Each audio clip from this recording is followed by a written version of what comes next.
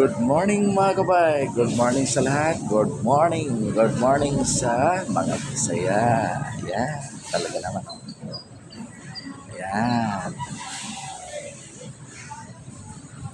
May paalala ko mga kabay. Hindi lang ito para sa akin, para sa lahat ng ating mga kabayan sa buong Pilipinas mga kabay. Ngayon ay tag-ulan na naman. Sigurado. Buong Pilipinas ata, ulan. Maulan na. Maulan ang panahon mga kabay. Kaya nga, tayo, bilang mga Pilipino, talagang gagawin natin ang tama. No? Lalo na sa iba. Lalo na, hindi lang sa akin. No?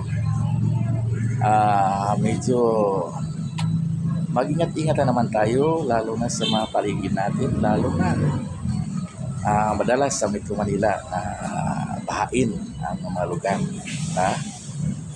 Tayo naman ay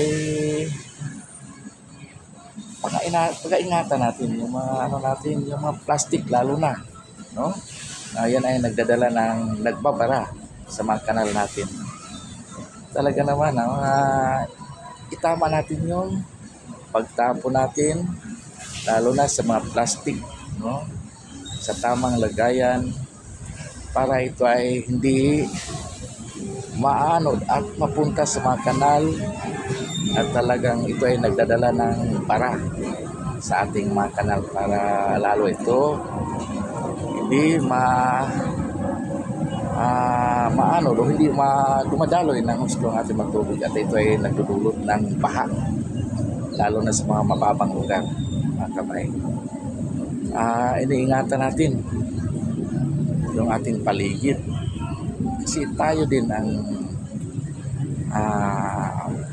makatikim nito kung ito ay bahain at ito ay magkaroon ng tubig at ito ay malalim talaga, no?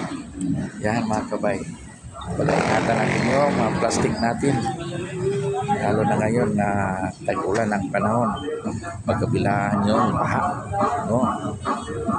Yan mga kabay. Okay, bye. Sana ay paisipan natin palagi. Sana mga kabay, ingat kayo palagi, lalo na yung may mga trabaho, may mga pasok, ingat kayo. Magkabilaan ng baha, talagang maingat na tayo. Okay, bye. God bless. Thank you.